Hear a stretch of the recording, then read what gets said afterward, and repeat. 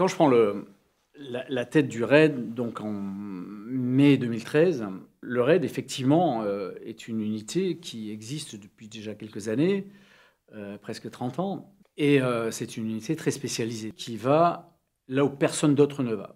Le RAID a une technicité pour ça, a des moyens pour ça, une stratégie pour ça, recrute pour ça. Les gens du RAID, ce n'est pas des super-héros, ce sont des gens qui sont spécialisés pour une mission spécifique. Donc le RAID est un service très spécialisé, mais c'est un service spécialisé qui, depuis l'affaire Mohamed Merah, est confronté à quelque chose de nouveau. Le RAID, en face de lui, un individu radicalisé, extrémiste de la religion, qui agit en 3 temps. Le premier temps, c'est qu'il va impacter des cibles impactantes à la fois pour l'opinion publique et pour les médias. Des militaires français, et puis l'école juive de Zaratora à Toulouse, et il a massacré des petits-enfants et un père de famille, tout ça en filmant. Ça, c'était le premier temps.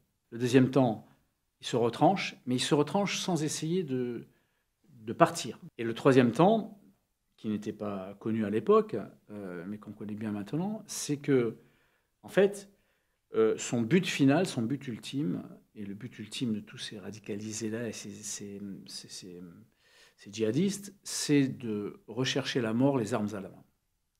En combattant des ennemis valeureux, face à des attitudes de ce genre-là, bien évidemment, nos manières de faire au RAID ont dû être révisées. Aujourd'hui, quand on est face à des individus de ce type-là, on ne va pas perdre le temps de temps à la négociation, on va essayer de récupérer le temps pour nous. Pourquoi récupérer le temps pour nous? Parce que le temps est important dans une intervention. Moins on passe de temps à négocier avec des individus qui ne veulent pas négocier, moins on fait courir de risques aux otages. Il faut aller beaucoup plus vite pour sauver les otages. On ne leur laisse pas trop le temps de mettre en place leur dispositif explosif sur lesquels on risque de tomber, nous, à l'intervention.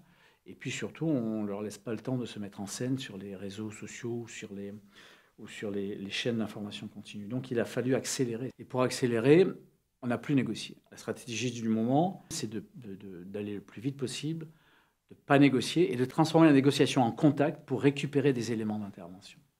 Et on va faire ce qu'on appelle un assaut non réversible. C'est-à-dire qu'on ne s'arrêtera pas, on ne s'interrompra pas dans l'assaut et on ira le plus vite possible jusqu'à la neutralisation du terroriste que l'on a en face de nous.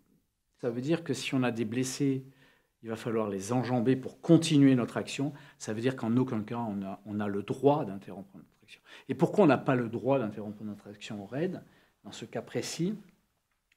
Parce que le RAID, la mission numéro 1 du RAID, c'est de sauver les otages. Donc il faut aller vite pour ça.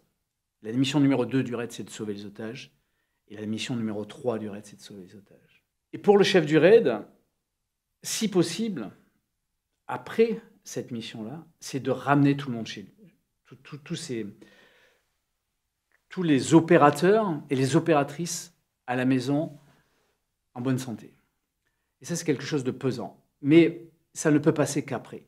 Se mettre en danger pour sauver des vies, c'est la philosophie du RAID. On a vécu des drames affreux. Vous savez, quand vous pénétrez à l'intérieur du Bataclan, on est sur quelque chose qui n'existe nulle part ailleurs. On est dans le drame absolu, on est dans l'horreur absolue. C'est à la fois une période très dure, psychologiquement, personnellement, je dirais même philosophiquement.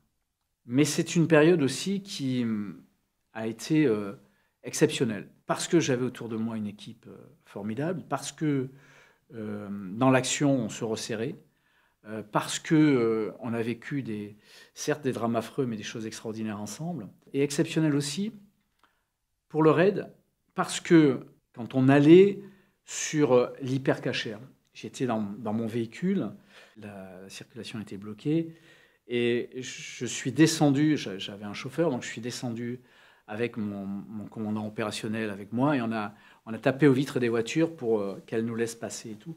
Et là, on a les gens qui sortaient des véhicules et qui disaient, on était en tenue RAID, donc ça se voyait de partout, et ils disaient, allez, oui, le RAID, allez-y, défendez-nous, allez-y. Et quand on a donné l'assaut, et quand cette affaire-là s'est résolue, par le sauvetage de tous de tous les otages.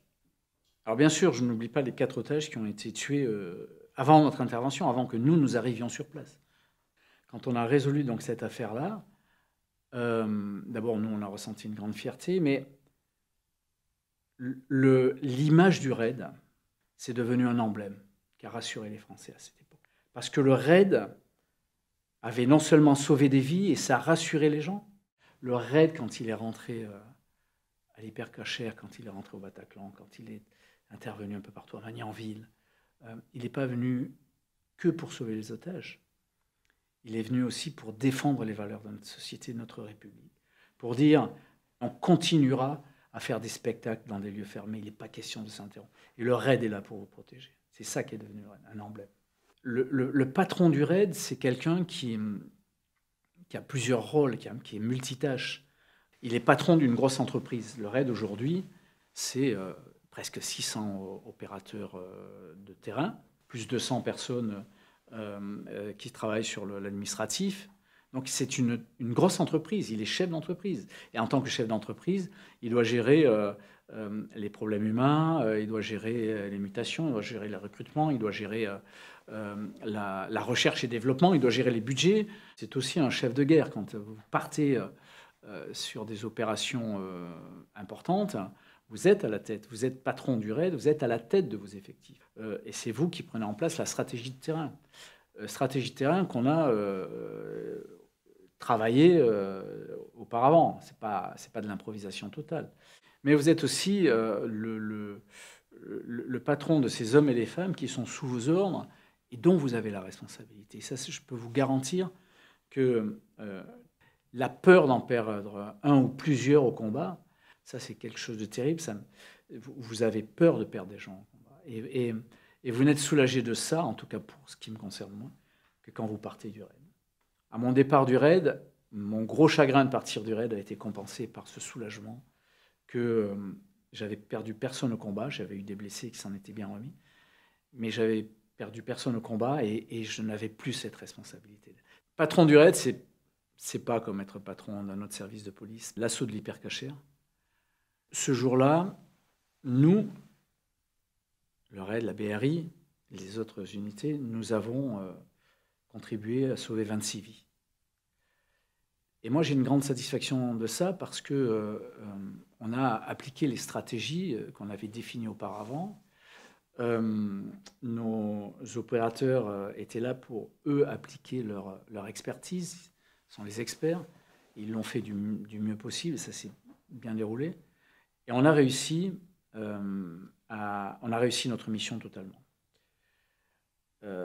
Et ça, c'est une grande fierté. Sauver des vies, c'est, pour un flic, c'est le summum du summum. C'est quelque chose d'extraordinaire. Voilà pourquoi il faut respecter policiers et gendarmes. Parce que c'est des sauveurs de vie, au péril de la leur. Ça, c'était cette affaire-là, c'est l'affaire de l'Hypercacher de Vincennes. C'est une très, très grosse fierté. Très, très grosse fierté.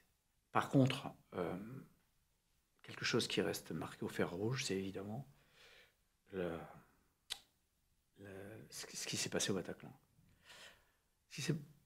Au Bataclan, on a fait notre devoir, on est allé tout, mais on a tous un regret, c'est de ne pas avoir eu une pensée magique de savoir ce qui se passait avant pour intervenir plus rapidement. Mais on n'a pas pu, on ne savait pas.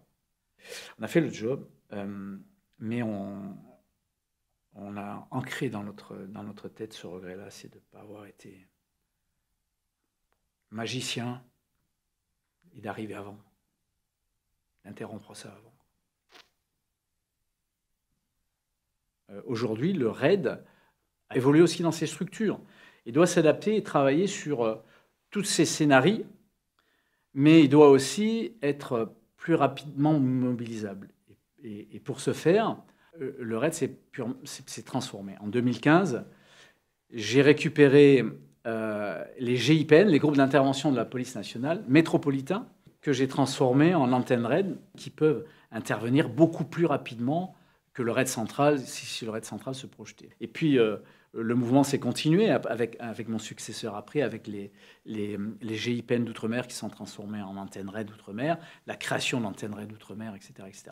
Donc l'outil est un outil qui est adapté à son époque. On recherche de l'opérateur du RAID avant tout à ce qu'il soit, qui travaille en équipe, qui l'écoute et qui soit au service de l'équipe. Quand vous intervenez au RAID, vous n'êtes pas moins d'une vingtaine de personnes pour interpeller une seule personne. Mais en face de vous, la personne est très dangereuse. Et vous êtes 20 personnes, vous avez une stratégie, vous avez des équipements, etc. En fait, en réalité, c'est totalement différent, la stratégie est totalement différente que quand vous êtes en patrouille d'une police. Policiers de patrouille, les gendarmes de patrouille, eux, ne savent pas sur quoi ils vont tomber. Ça, c'est la première chose. En plus, ils ne sont pas très nombreux. En plus, ils sont moins bien équipés. Eux courent un danger de tous les instants. De tous les instants. Au RAID, vous courez un danger qui est un danger, en général, programmé. Vous savez sur quoi vous allez. Vous savez qu'en face, ils sont méchants et qu'ils vont vous tirer dessus. Et donc, vous prenez vos précautions là-dessus. Et vous avez derrière vous toute une technicité et toute cette équipe qui s'imbrique. Vous avez des tireurs opérationnels, c'est-à-dire des snipers pour vous protéger. Vous avez des maîtres chiens. Vous avez l'équipe d'assaut. Vous avez le commandement. Vous avez les négociateurs, etc. Donc, tout ça est bien structuré. Et donc, ce que l'on demande aussi aux gens du RAID, c'est de respecter leur rôle dans le maillon de cette chaîne qui est une chaîne d'ensemble. Ce qui fait la qualité du RAID, c'est la qualité des hommes et des femmes qui le composent, la qualité de leur expertise. Ce qui fait la force du RAID, c'est la qualité de ses chefs, c'est cette chaîne qui perdure dans le temps et qui s'améliore d'année en année en se servant de ce que nos anciens au RAID nous ont apporté. Pour les prochaines années, ce qu'on peut souhaiter au RAID, c'est qu'il y ait encore de belles années, en particulier 40 ans supplémentaires de RAID, en s'adaptant à la problématique du moment. C'est quand même problématique de souhaiter quelque chose au RAID, parce que si vous souhaitez quelque chose au RAID, vous lui souhaitez des interventions. Forcément. Si vous souhaitez des interventions, ça veut dire que la situation du pays ou la situation sur laquelle ils interviennent aura fait des malheureux.